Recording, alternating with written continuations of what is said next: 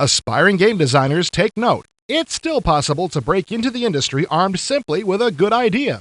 That's the case at QQP, which is bringing out just its second RPG release ever after receiving a proposal from an independent designer who had never published a game. Northlands is the brainchild of Jeff Burns, a gamer with no formal previous experience in design. This didn't stop him from pitching his creation to QQP, a company which has enjoyed virtually all of its success in the field of strategy games.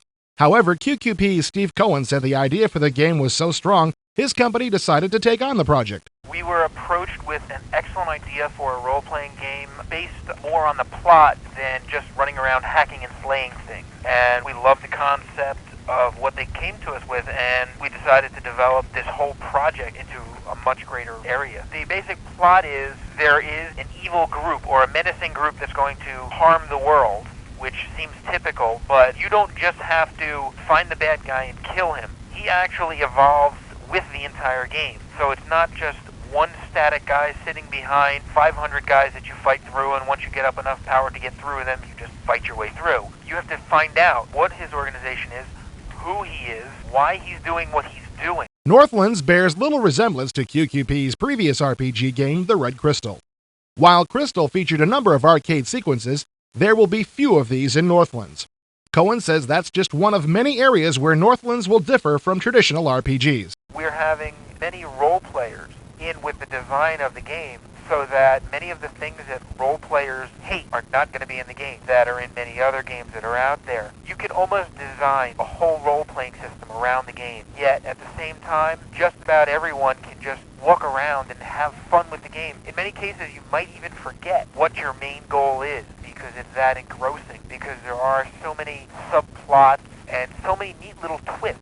The biggest difference in the design might be in the fact that there are a number of different ways to win the game, instead of the narrow path that many traditional RPG releases follow.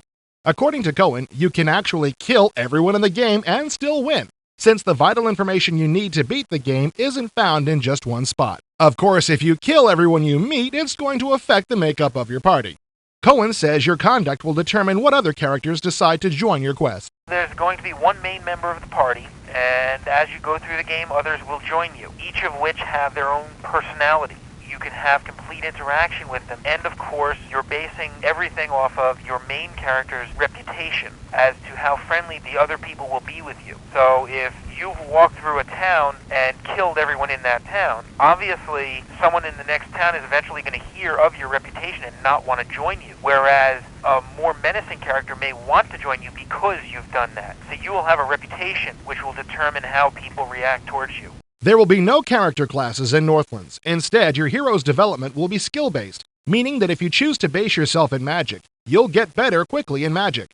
However, if your character uses a sword on a regular basis, the experience he gains will eventually turn him into a better swordsman. All members of your party will be humanoids, although there will be monsters galore waiting for you as you wander around the Northlands world. Also, the monsters won't be static. For instance, you may run into a monster at the entrance to a dungeon, or you may come across him while he's foraging for food. Northlands will feature standard Vga graphics, but will have a different perspective. Players will see the game from a semi-three-quarter view. Cohen describes this as though you were watching through a camera from behind your head.